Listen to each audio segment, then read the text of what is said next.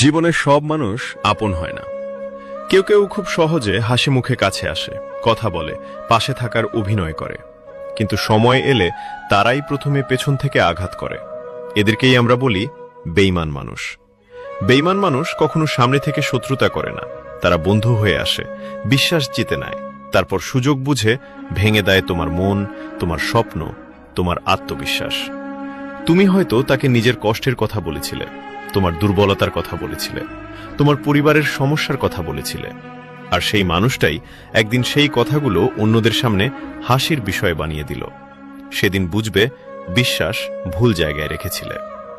বেঈমান মানুষদের সবচেয়ে বড় চিহ্ন হল তারা তোমার সামনে তোমার প্রশংসা করবে আর পেছনে তোমার সমালোচনা করবে।